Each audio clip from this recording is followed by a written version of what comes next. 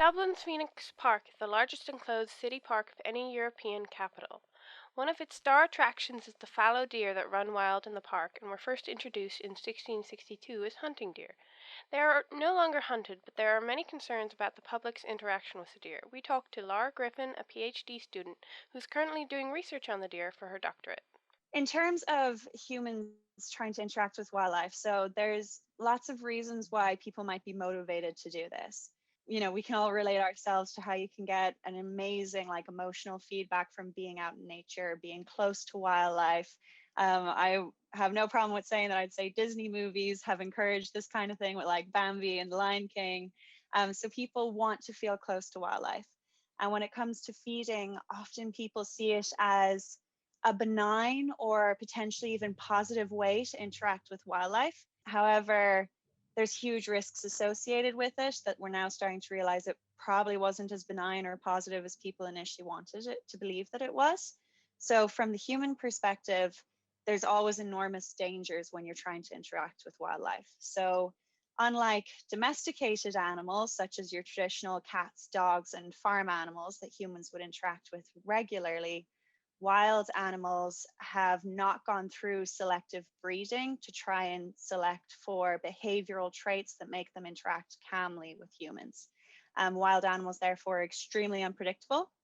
When you're looking at animals like the deer, a male fallow deer in his prime can get up to 100 kilos, and he has antlers that can span up to a meter in diameter. So if you get struck by one of those, if either he becomes with you, which isn't necessarily likely, but he could get a shock from a quick movement and have a go. Around the rutting season, there's always the danger because the testosterone boosts up so high that he's trying to defend females. And in those cases, you can have like serious damage being done to people who are getting too close. There's always the risk for accidental injuries, such as an animal knocking someone over. We've had a few incidences with people losing teeth because a deer spun too quickly, busted lips, scratches, injuries from the antlers. There was an incident where a little kid he had his cap in his hand and it hooked onto the deer's antler by accident, and the deer got a fright and ended up dragging this child some distance because the poor child was too afraid to let go of the hat. Just incidences like that that are uncontrollable. The people who are providing the food are visitors. So they're providing things that in their heads they believe that the deer need, but these are not actually parts of their natural diet. So fallow deer are grazers. 90% of their diet to 95% of their diet should be made entirely of grass. But what they're getting in enormous quantities is carrots, apples, which again, they're getting in huge doses and are very high in sugar, so could potentially be detrimental. People will often just give them whatever they have to hand, not really thinking about it. So this is often crisps, biscuits, chocolate bars. We've seen them being given like sodas, like Red Bull. I've seen once Coca-Cola. Obviously, these have huge health implications for the deer. Wildlife can become very stressed when it's in close contact with humans. And when in close contact with humans and when exposed to chronic stress, deer release what's called stress cortisol.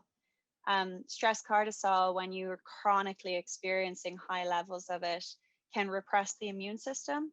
So there's huge health implications for the deer simply from being close to humans or having humans harass them. And people do. While people are feeding, they pat them, they smack them, they pull the food out of their mouths while trying to get pictures. And all of that can be extremely unhealthy in terms of stress for the animals, which can be damaging their health and immunity in the long term.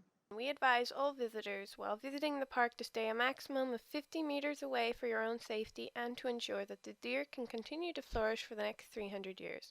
Find out more at phoenixpark.ie.